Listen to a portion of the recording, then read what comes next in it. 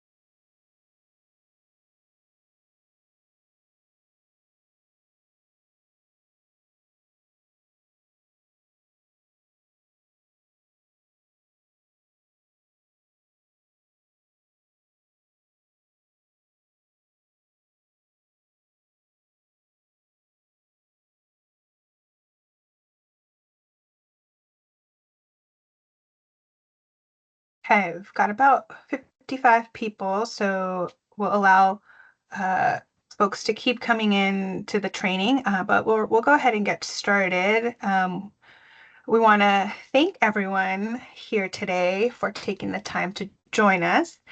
My name is Aurelie Diaz, and I am a technical advisor in the Affordable Rental Housing Division.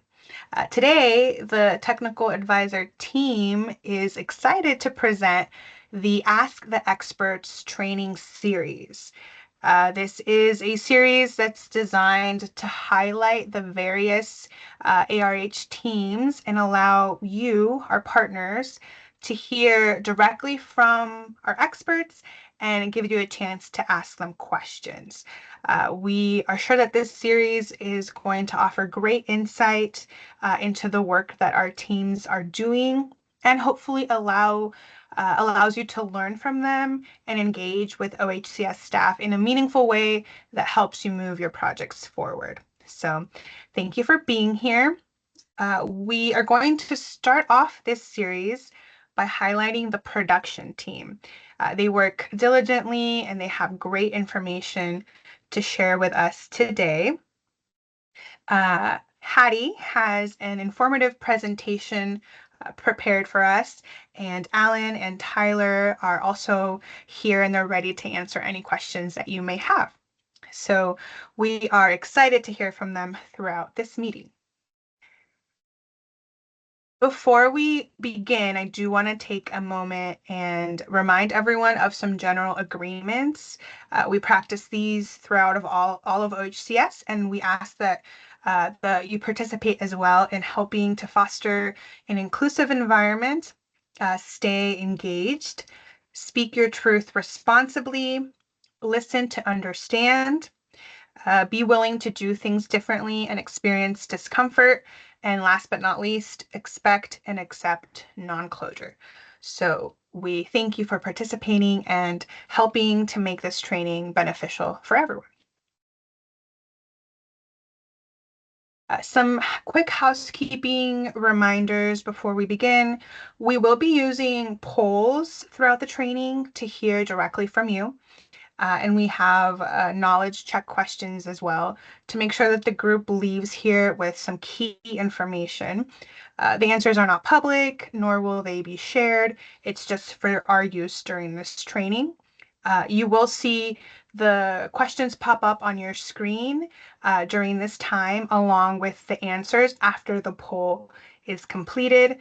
However, for those who experience technical problems, or maybe you're watching the recording, we will be reading the questions and the answers out loud so you can follow along. So thank you ahead of time for your participation.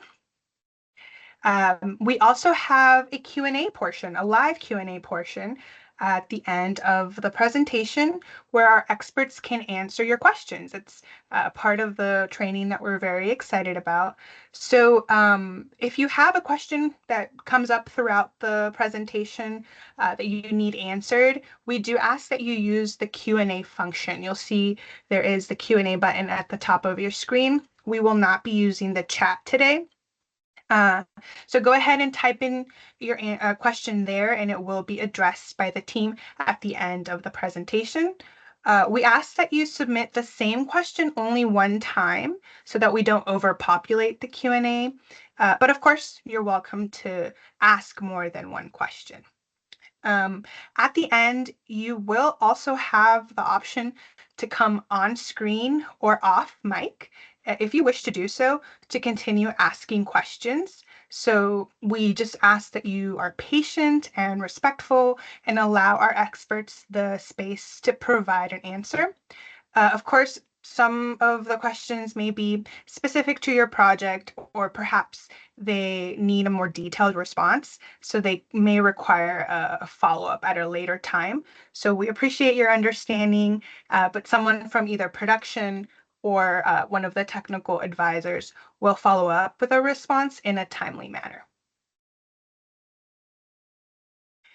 This is our agenda for today.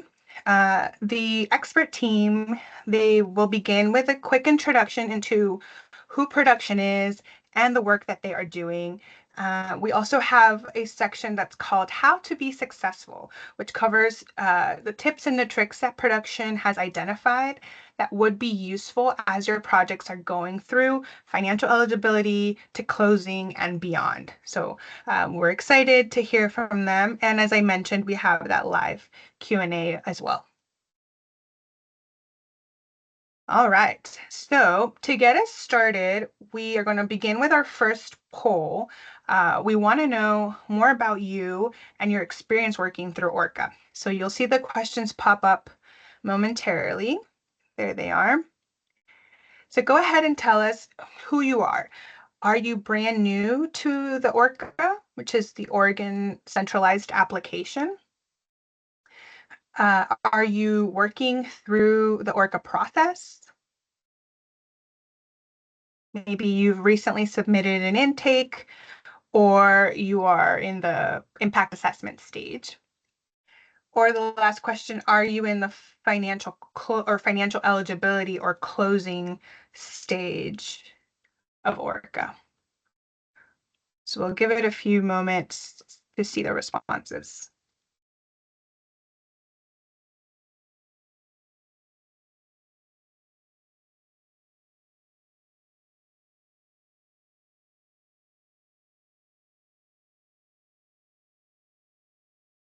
Okay.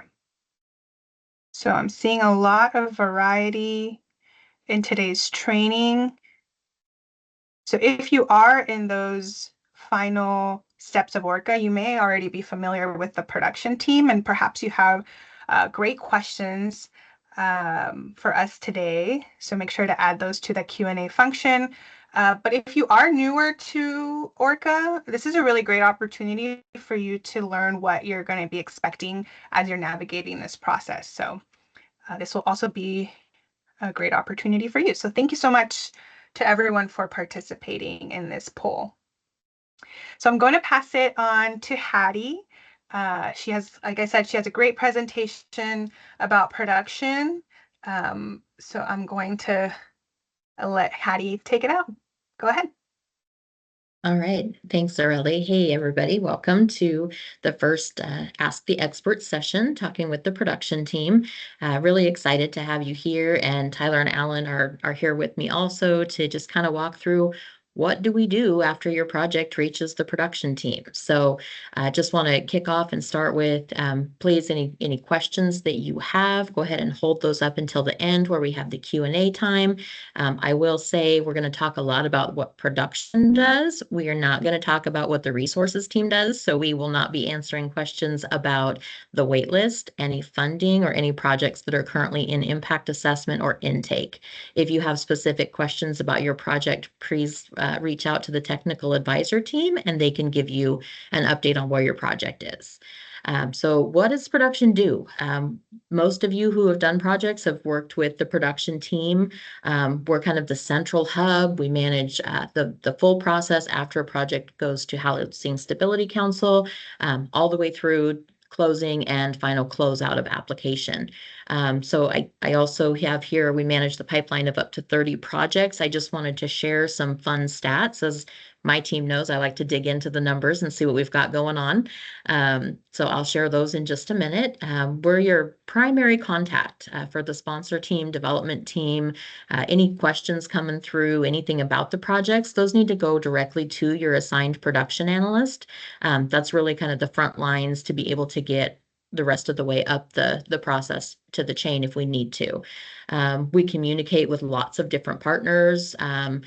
Funding partners, our borrowers. We work really closely with DOJ and with our resources team. And we work with every type of funding that you receive from OHCS. So anything that you get, your production analyst team is going to be touching, which is a lot. Next slide, please.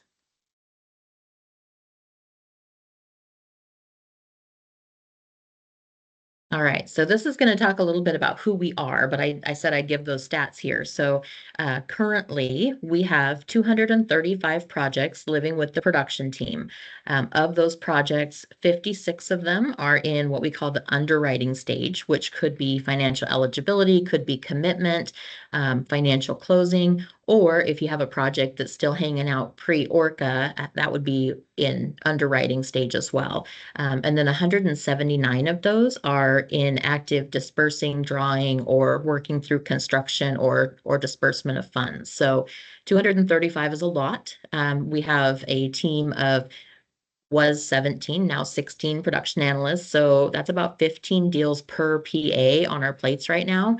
And we've got 7 more come into Housing Stability Council if we receive approval on Friday. So lots of really great numbers coming through, and we are a busy team and love seeing all the projects. So kind of familiar here with what our org structure looks like. I don't know how many of you know, we had a little shift here where we did a reorg and kind of streamlined some processes. So the production team, we've got, starting at the bottom, we've got the production analysts who report up to our production managers. So Alan and Tyler each manage a team, and then those teams then report up to me, and then we follow up to Ty. And we also have Nathan, who's with us as our OPA 4 to help me with all things reporting and all the things that we need to find out for Natasha when she has questions.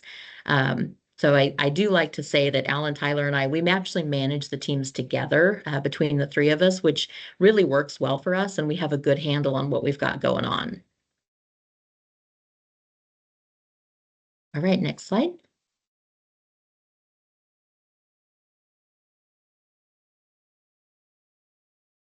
So here's your production team. We're split up into 2 teams, but we all function together. So ideally, you have consistency, whether you're working with somebody on Team Allen or Team Tyler. Just a funny little thing, they asked us when we wanted to break out if we wanted to name our teams. And they're like Team A, Team B. And I said, well, let's just do Team Allen and Team Tyler, because that makes sense to me. So you can see your production analysts that are on each of those teams. We do have one correction to make. Ian Meisner has left the production team and has joined our policy team. So we are currently down 1 production analyst on Team Allen. We did have a posting for that, and we'll be hoping to fill that soon. So you can see we have a lot of experience across the 2 teams here working on all the projects. And you may not recognize Samuel's name. Samuel does a lot of behind the scenes work for us on the data side of things to help me, again, with working on reporting and having Nathan help us out on that too. All right, next slide.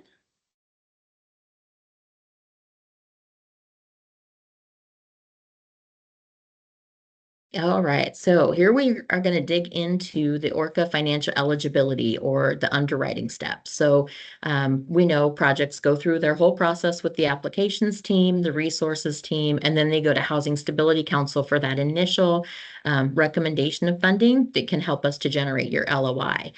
So financial eligibility usually is 6 months from Housing Stability Council approval.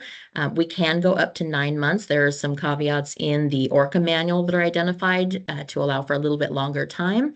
But during this step, we're going to review the documents that are submitted. We're going to be looking through the full pro forma. Those of you who have done this step in the process know that the initial impact assessment pro forma doesn't really have a whole lot of information for the financial aspect that we're gathering. So in this step, you'll get a full pro forma that has all of the sources and uses and all the fun stuff that we like to dig into in the production team.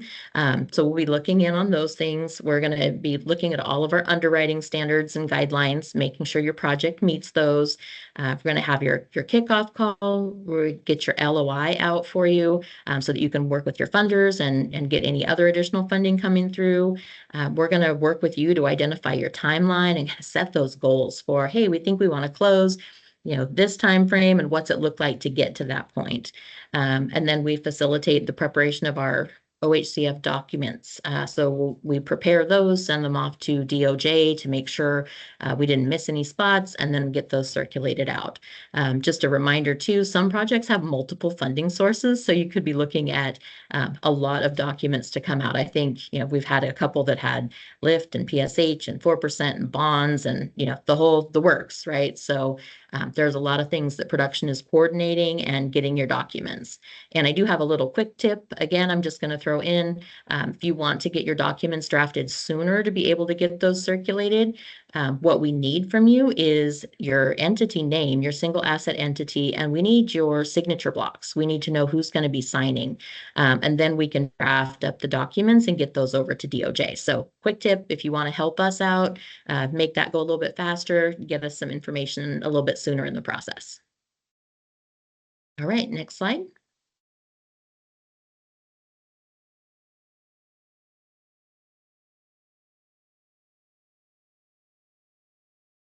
And then we move to the commitment and financial closing.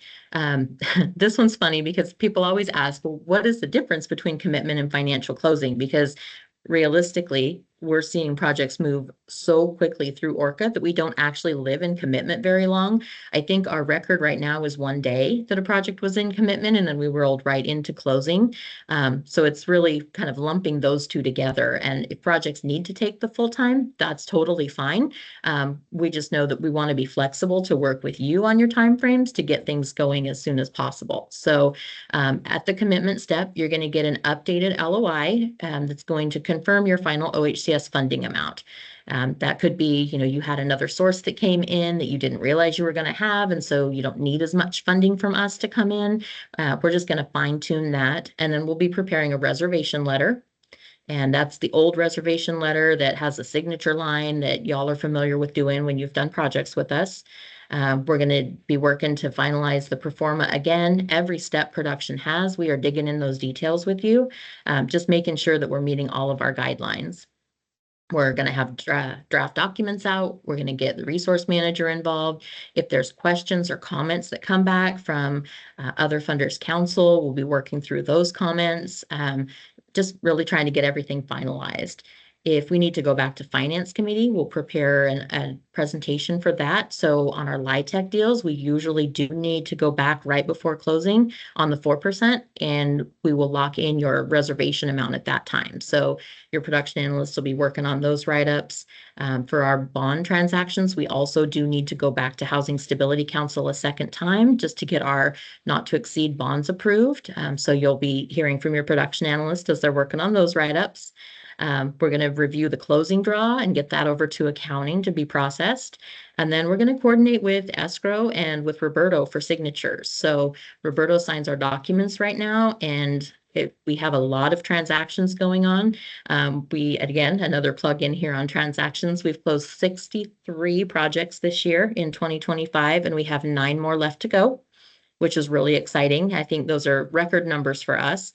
So we keep Roberto busy with signing documents. All right, next slide.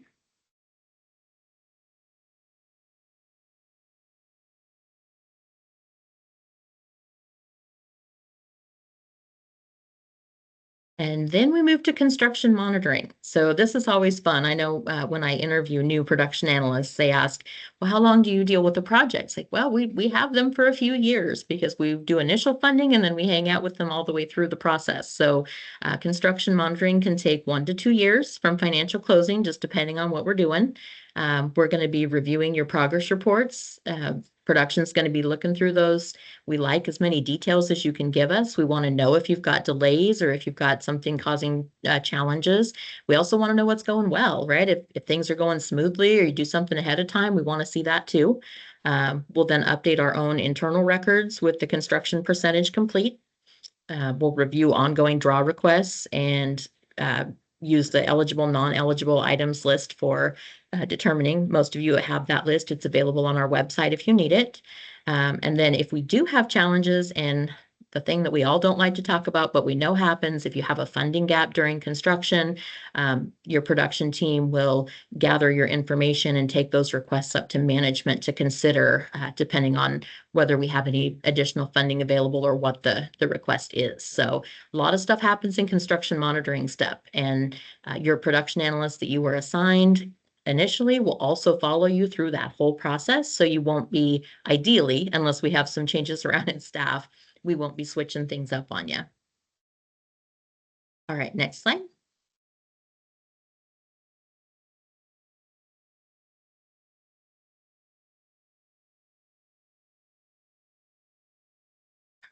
So conversion, we kind of laugh around here because conversion used to happen and we didn't even know about it. We'd get calls, and y'all would tell us, hey, we converted, and we'd be like, oh, all right, that's awesome. Now we're very actively involved in conversion because we're seeing a lot of things happening in this unique market and conditions that we have right now. So conversion happens usually 3 to 6 months from final building placed in service. And we call a final closeout. We used to call it final application, but that really is just dependent on LIHTC. And we have so many other funding sources right now that we now refer to this as the final closeout, which is where you're preparing all of your final items for according to your checklist, submitting them. We're going to confirm your submissions are all received, and then we're going to look at them to make sure that they're complete. We've got several things that we do depending on your funding source. If we've got tax credits, we're going to be looking at your declaration, doing a final subsidy layering or 42M review, referring to Section 42 of the code. We're going to draft your 8609s for circulation. If you've got home funding, it's really important that we do that final disbursement of home funding and get IDIS closed out, which is the government tracking system. That one's a really specific. We have to work on the timing on that one. We'll look at your final draw request for your holdback. We've got OAHTCs, ag worker credits, we'll do those. Often on 4%, we'll prepare amendments for the RUA. And then usually if you've got Oregon Multifamily Energy Program funds, those will come in at the final closeout stage. All right, next slide, please.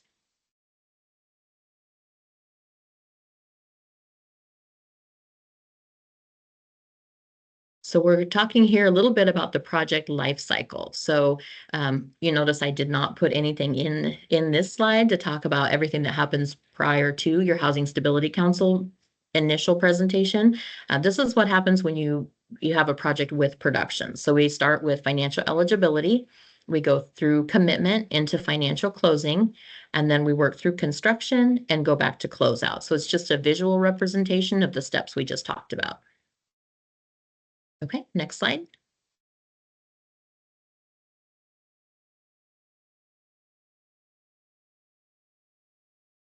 So this one's kind of fun. So why does production refer our questions to resources and to the managers? So a little bit about what production does. We're kind of your facilitators. We're inside project managers. So if you have questions that come in, we are not able to make decisions on things outside of just project compliance with our guidelines. We need to have decisions made by our resource managers and or our upper management. Production analysts have a general understanding of all of the resources, but we're not the experts. We're going to rely on each of the resource managers to be the experts for us. And we also need the separation of duties. We need to make sure we have a span of control. I can't approve your draw requests when they come in because I work closely with the production team. They like to make sure accounting likes to see that we've got a separation there, that I'm not approving things that I'm working on. So it's common reasons that we would refer questions up to resources or to managers for determinations. Sometimes that process takes a little bit, just trying to coordinate with everybody and all the things we have going on.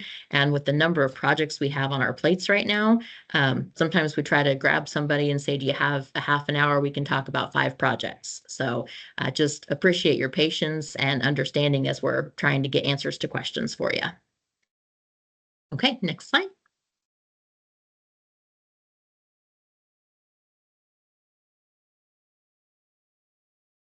So here's our tips and tricks that Aurelie was mentioning. So, and I'm going to ask Tyler and Alan to chime in if there's anything additional because they're really on the front lines with the production analysts working on the reviews. And I don't, unfortunately, though I would really like to, I don't get to dig in on every deal anymore. So talking a little bit about the performas, we see errors come through with the entry into the specific fields. So on the performa, if you've got a field that needs numeric characters, you need to enter numbers and not alphabet. We see that happen a lot. And then also no formulas or linked cells. We know you all do a great job of figuring out your math and getting all those cells to work together, but we need to have hard plugged numbers into the performa just for our own internal purposes as we're moving things around in our system. Tyler, Allen, anything that you want to add here on the performas? Just that if there are any issues with the pro forma that you're seeing, please let your production analysts know. We are actively trying to correct any bugs that are out there currently so we have a better working pro forma. Yeah, Awesome. we've definitely gotten on top of a lot of the bugs that we saw out there early. And so we hope that we've kind of cleaned some things up. But as Tyler mentioned, as things come up, please reach out and let your production analyst know so we can get started working on that. Great. Thank you. So we have some new fields in the performa that you might notice. So we're working on capturing the OAHTCs more accurately. We also have the new funding that is the 200,000 critical need funding and the 60,000 MWESB consulting contracting funding. Those will need to be asked for initially up front with your application when you come in through intake and impact assessment, but we added some fields in there to be able to request that and be clear what you're asking for. The other tip to be successful, we have lots of conversations about populations served versus restrictions. And I actually was just talking with Tyler about this before lunch about a project that's looking at the same thing. So our restrictions in our documents are going to show the programmatic requirements for what they need to be restricted for. If you're serving by use of project-based assistance, OAHTC pass-through, anything else, if you're serving lower populations, then those are not going to be documented in our documents per se, and they will be shown on your performa and your income numbers. The other piece is when calculating the subsidy, we run into this one all the time too. If you're serving 30% by use of project-based vouchers to be able to get additional subsidy, that works, but your units are going to be restricted at the programmatic levels. So usually 60% for LIHTC or for LIFT. So just wanted to call that out as something that we see often, and we kind of go back and forth to make sure we understand what exactly are you intending with what you're putting on the performa. All right, next slide.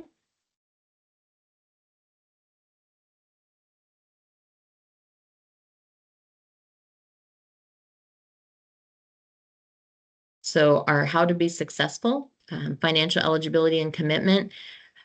Biggest tip that we have is don't wait. Start early in the process. If you have something to upload it to your Procorum work centers. In the past and in prior steps in the ORCA, we know that you're asked to upload everything as you have it ready, and it won't be reviewed until you mark that box.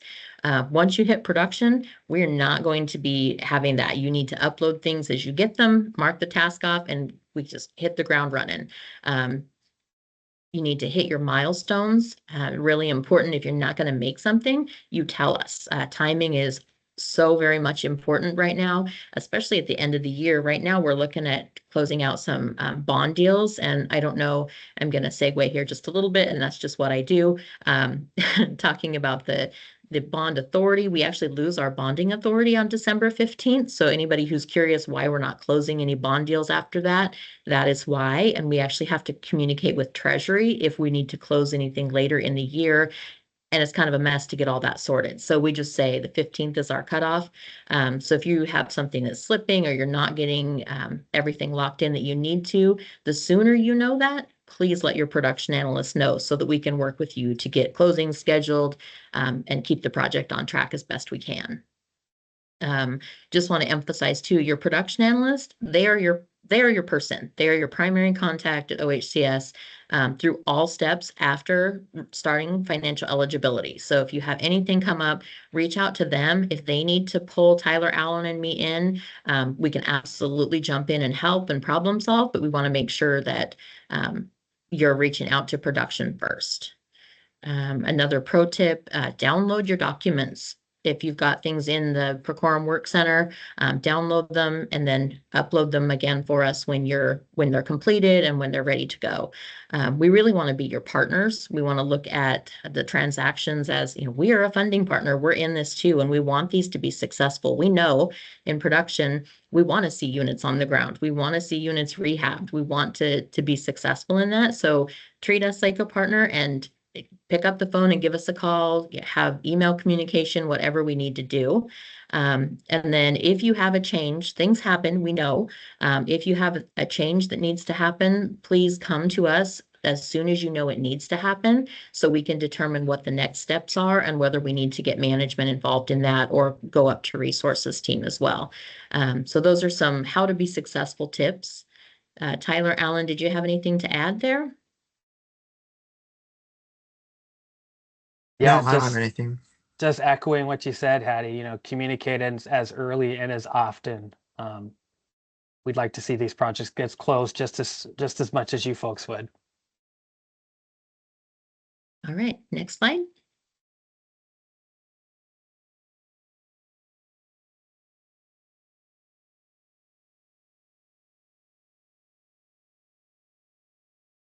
All right, so is this a poll, Aurelie, or should we ask the right. questions? There we go. So it This looks like is, thank you, Hattie. Yeah, so this is our knowledge check. This is our knowledge check today. So we appreciate, the work that production does, and now we have a better understanding of the performas and the final steps of ORCA. So we want to take a moment to make sure that we leave here with some key points. So we're going to do this knowledge check. So the question should be popping up on your screen momentarily. Let's see how we all do.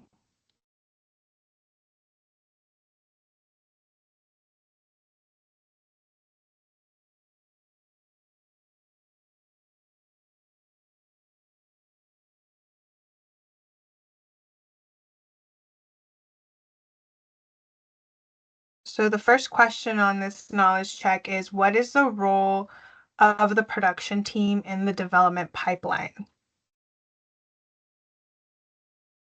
So is it A, are they the construction oversight only?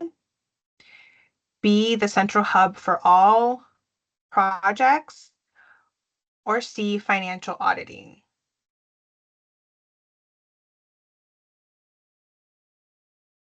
So we'll give you a moment to answer. The second question, who is the primary contact at OHCS after reaching financial eligibility step and beyond? Is it the production analyst, technical advisors, or the applications team? And then the third question, can you enter formulas in the Performa? Yes or no? So you should be seeing the responses at the end. So the role of the production team, they are, as Hattie mentioned, the central hub for all projects. So we learned a lot about the great work that they do. They are also, according to question 2, the primary contact once you've reached that financial eligibility step and as you're going through closing. Although I do want to say that the technical advisors are also available to answer any questions that you have, but production analyst will be your primary contact for sure. And then question 3, can you enter formulas in the Performa? And the answer is no. So we want to thank everyone for participating in these knowledge check questions, and thank you to the production team for that presentation. So now we're getting into the live Q&A. So I'm going to ask the technical advisor manager, Kate Allen, to assist with this portion of the training. Hello, everybody, and Hattie and Alan and Tyler, thanks for a great presentation. I'm gonna read out some of the questions that have come in the Q&A. Folks are welcome to put more questions in there, and then we'll also keep an eye out, and folks can use their raise hand function, and Aurelie will queue them up with questions. So the first question we got was, I do appreciate you are all very busy, but can you confirm that when we are working with a single production analyst, can we also include the manager in email communication so that there is coverage if our production analyst is out? Oh, that's a great question. Yes, yes, please. You can absolutely include your team manager or all three of us if you need to, right? So we don't have that weird hierarchy thing where, oh, don't reach out to Hattie, don't reach out to Tyler or Alan. Just, you can throw us all on there and we'll help and make sure that things get taken care of. All right, next up. In the past, one could see where a cell on the Proforma pulls its formulas from. Looks like in the new Proforma, the ability to see where cell formulas are pulled from is locked, not able to see it. Is that correct?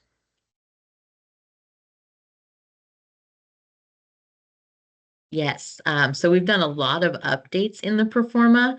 So I'm going to throw some words out here that y'all aren't going to know, and that's okay. But we have an internal system that we use called ProLink, which gathers all of the data that you put onto your Performa and puts it into our internal primary source of to capture the information. So when formulas are entered, the cells have these little red carrots in the corner, and you can see that that's a cell we call a mapped cell, and that's going to push in directly into our ProLink work centers.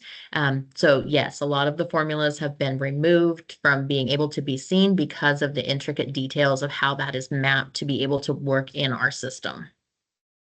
If you ever have questions about what comes from what, again, reach out to your production analyst or your production team manager, and they are happy to walk through that with you and kind of walk back through the forms. I know we all miss, I'm going to say it. Sorry, Mitch, if you're listening, we all love the old green Performa, but we need to move with the times and use the current version. All right, thanks for that. Next up, at what stage does a project get access to a Procorum Work Center? Oh, great question. Alan or Tyler, you want to take a stab at this one? I don't want to hog all the questions here. Well, you should be added back to the work center once we assign a production analyst, and that would be in the financial eligibility step. Yeah, typically it's not going to be long after Housing Stability Council reserves the funds. Mm-hmm. And I'm just going to add a little bit there. If the question is coming about when do you get a Procorum Work Center to begin with, you do come as soon as you submit your ORCA intake. We see if there are any questions that need to be cleared to get that into an impact assessment work center, which is where you will do your work in the step before a project would go to Housing Stability Council and then to the production team for that LOI and all of the steps that you just looked at. That's awesome, Kate. Thank you for helping us out on that. Those are steps we don't usually see in production, so helps to have you on here to explain that one. Yep. So Aurelie, I think we are ready to open it to any live Q&A that comes in. Yeah. I'm not seeing any hands raised on my end. Oh, I do see a hand. Go ahead, Julie.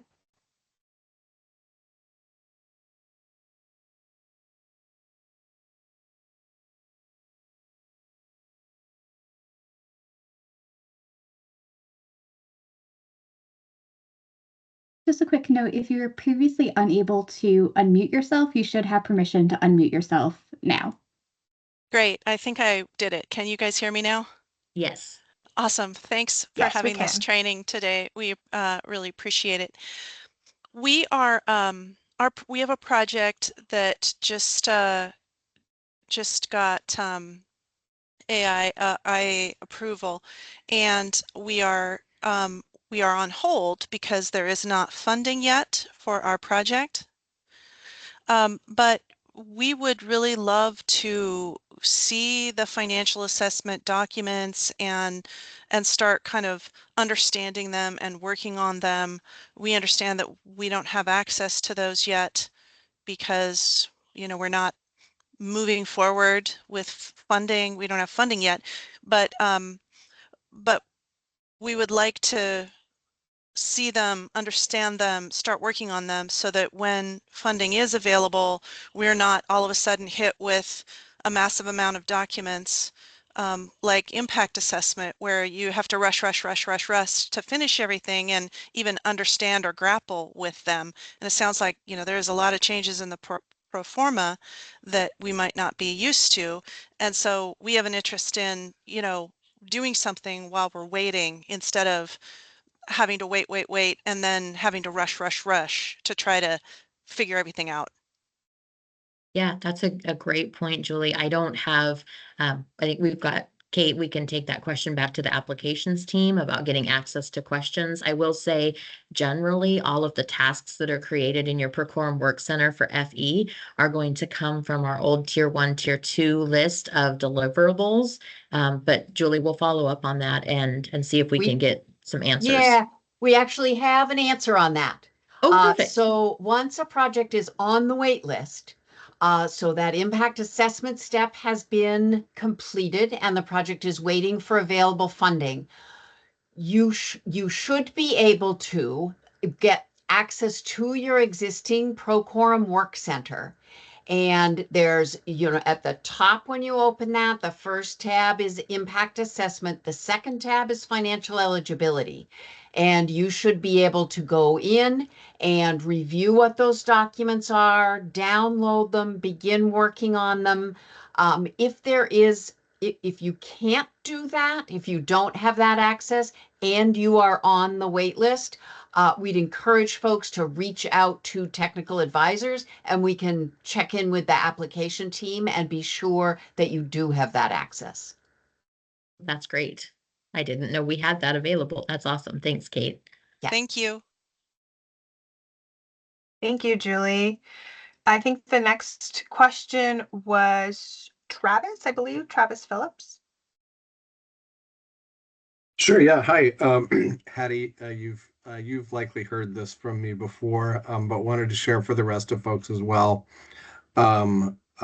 When there are updates to proformas and other documents that are in the work centers, is there any planning for or potential that we would be able to get a heads up in advance of those updated documents or workbooks being available? And I think, and just to provide the context that I think you've heard from me before, but maybe others haven't happened, when there's a big change in a document or a workbook, we may have completed that, and with the number of notifications that we get out of Procorum and an active work center, it's sometimes a little bit hard to notice when one particular document, when a new version has been uploaded by the production team.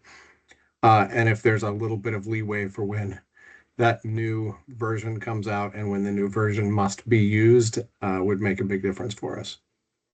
Yeah, that's a great point, Travis. Yes. So we feel like we're in a good spot with the Performa now, where it is and the information that we gather, that our goal is to have more regular, not one-off updates, and just come at it regularly so we can get those out to folks to be able to work on and not see such big changes. But yes, I can take that back with our production team and let them know to give you a heads up if we update something or if there's a new version of something. And I know exactly what you mean about all the Procorum emails. You would not even want to know how many emails I get in a day from Procorum work centers. So yeah, thank you, Travis. I don't want your summary emails, so I appreciate that.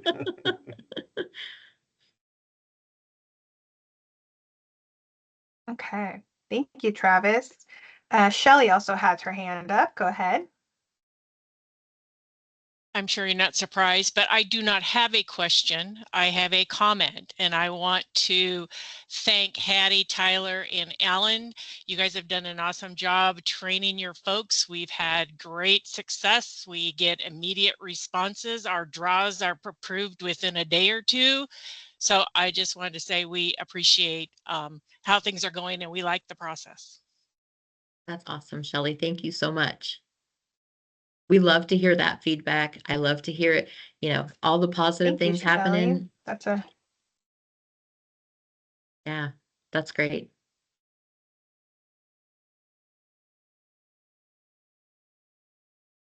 Rhonda also has a question. Go ahead, Rhonda.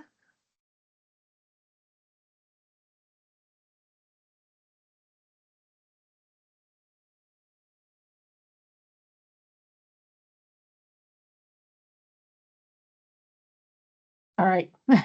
I'm a little computer illiterate here. So we had property donated to us by the city of Salem for our housing project, of which we were able to complete one phase of it.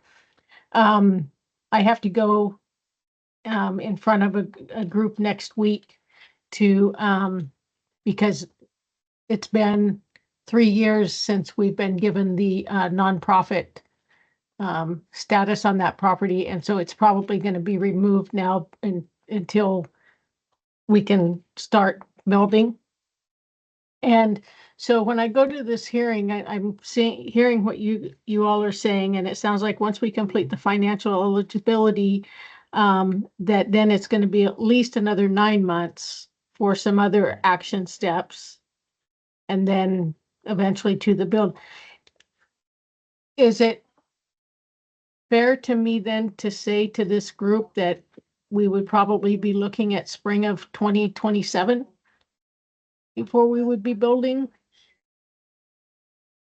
That's a good question. I just want to make sure I'm understanding. So you're talking about after a project has already gone to Housing Council and is working through the production steps, right, Rhonda? Correct. Okay. So this is the fun piece. We can go as quickly as you can go. If you have documents ready to go, another fun fact that I have, again, just because I like to do those kind of things, on average right now, it's taking 217 days for a project to go from Housing Stability Council to closing and funding and being able to start construction. It's about 7 months. Under the old NOFA process, it used to be about a year that we would see that would be the minimum for projects. So we're going a lot faster. Just because we set a time frame of 6 months for financial eligibility doesn't mean you need to take 6 months. Right. We're seeing projects that are coming in. So yeah, work with your production analyst on your project. And if you can go faster, we would love to see it. Okay, thank you. Yeah. And Rhonda, I Thank might you. just for the technical advisor team, if this is a project that is not yet having a letter of intent, so it hasn't been to Stability Council yet, and that's a project that is still in the Impact Assessment Work Center, Technical advisors are happy to follow up, talk with you about that project, provide any sort of helpful updates as far as timing, if this is a project that is going to Stability Council. Yeah, so we have received the letter of intent to fund Great. already. Excellent. All right, thank you. You bet. All right. Anybody else who has questions and would like to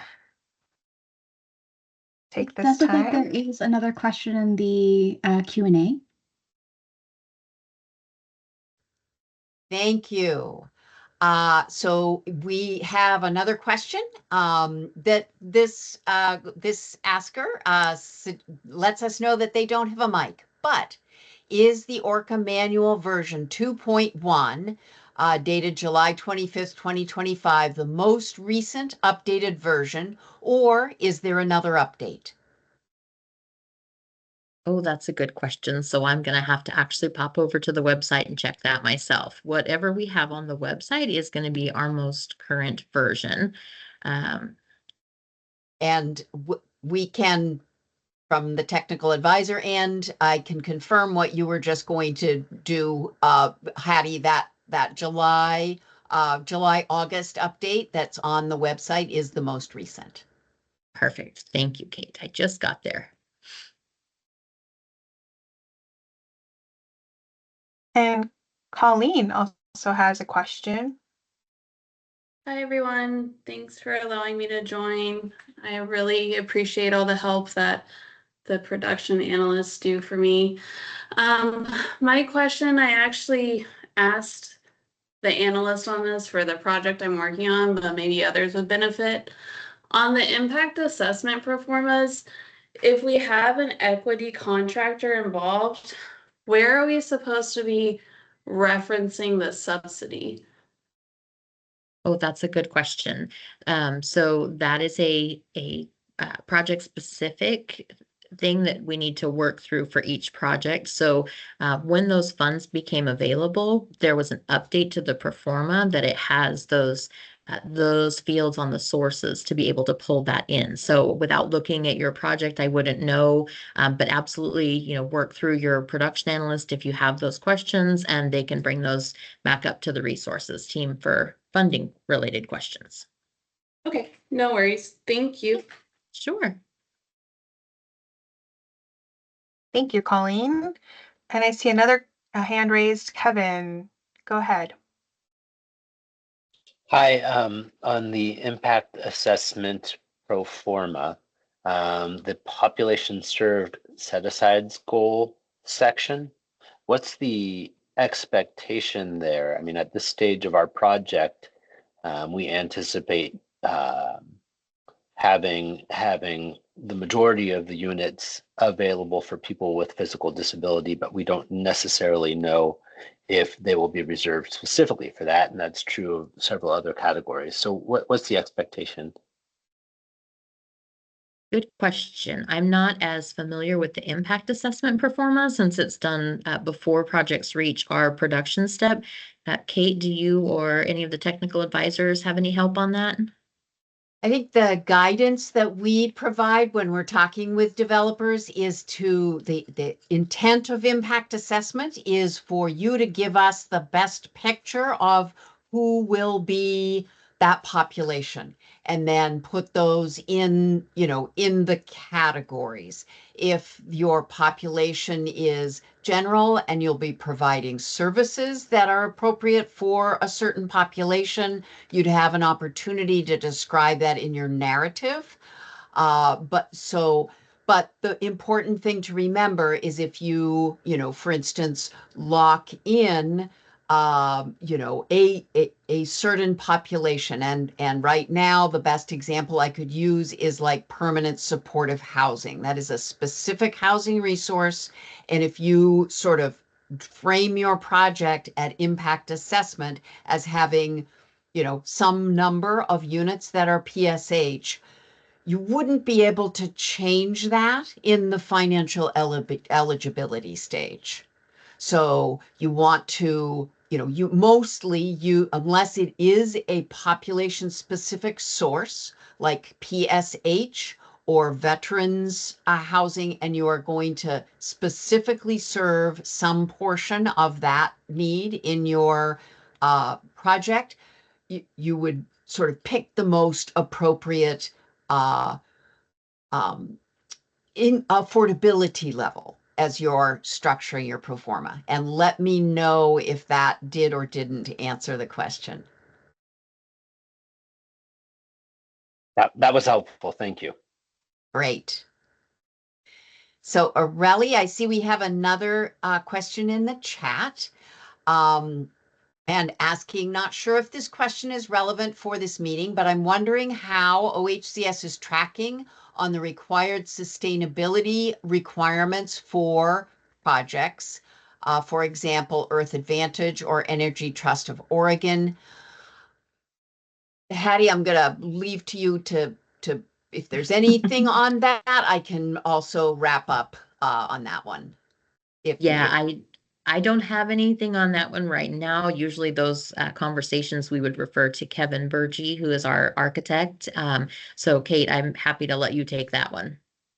Great. And Laura, I would say we can follow up with that. I think we have the ability to put I will put the technical advisor email in the response to your question on the Q&A. And please do follow up and we can get you information on that or hear what your question is and how we can help sort that. All right, and we have another question.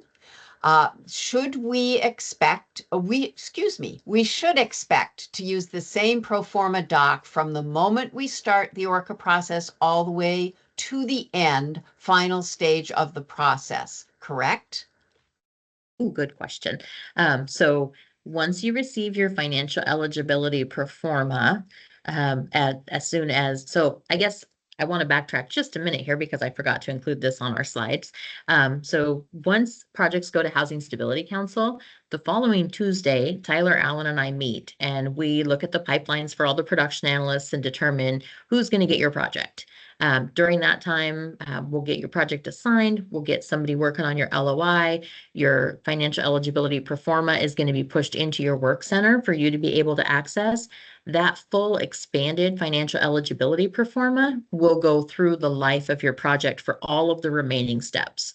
The impact assessment pro forma is very minimal on the stuff that we look at in production. So we're going to ask you to update your financial eligibility pro forma throughout the process, through closing and final closeout as well.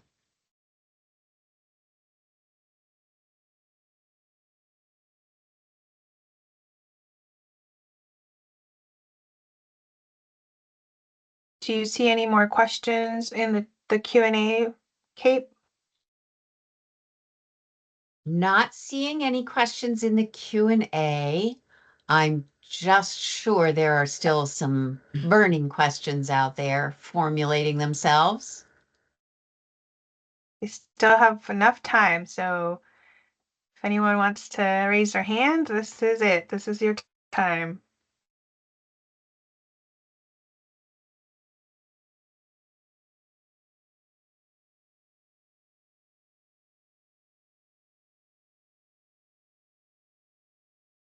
I know I didn't answer all the questions. You guys always have lots of great questions. Yeah, we always appreciate this as an opportunity to, learn from our partners, and be in dialogue as far as things that are, coming up for you. It is very true that as we update our processes and, that input and your questions have really improved our process. So appreciate that.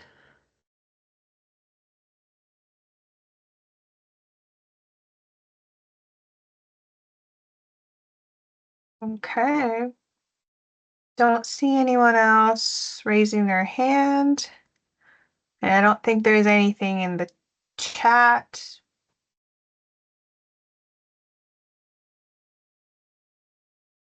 Okay. Oh, there we go. Shelley, go ahead.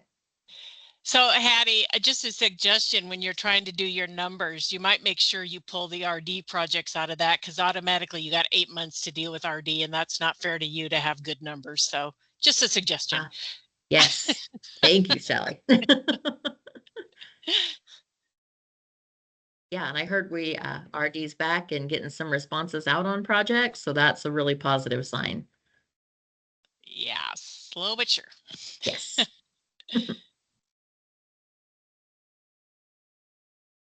Thank you, Shelley. Anyone else?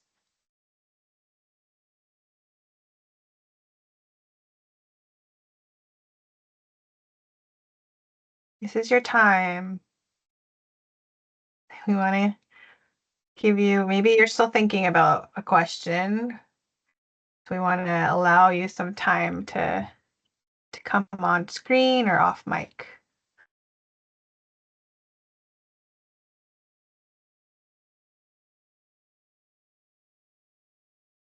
While we're thinking here, Aurelie, I would like to also just put out the invitation that if you would like us to come to your project for the groundbreaking or the grand opening, please include us on the invites. I love traveling around the state, getting to see all the great work on the ground that you all are doing. So yeah, send us over those invites and we'll make a point to get out. I was over in Seaside a couple of weeks ago, went down to Phoenix to check out project down there, been all over the place. So send us those invites. That sounds like fun. That's a great opportunity that you have, Hattie.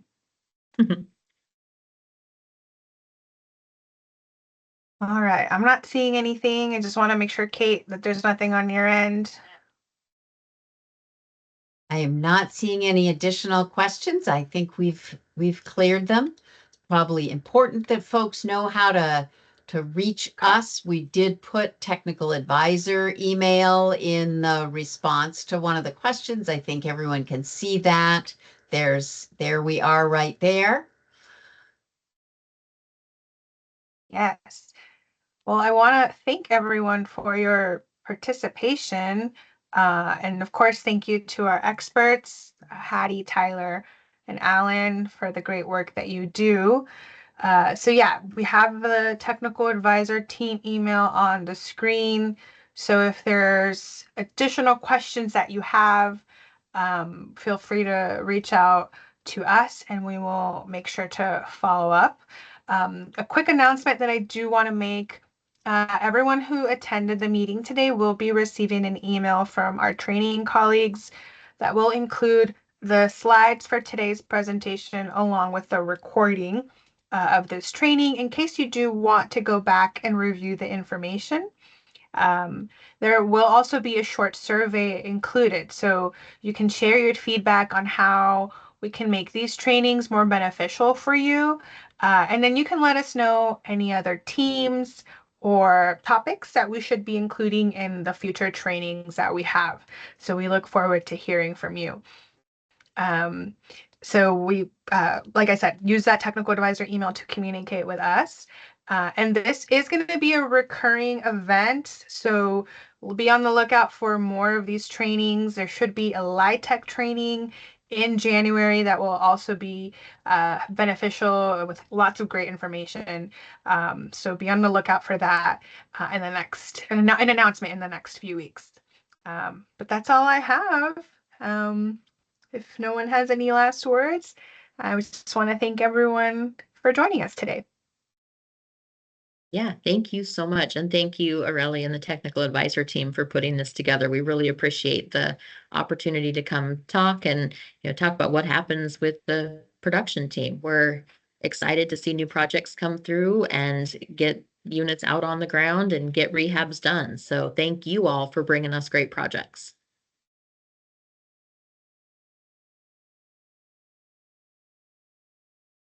Thank you, everyone. Have a great day.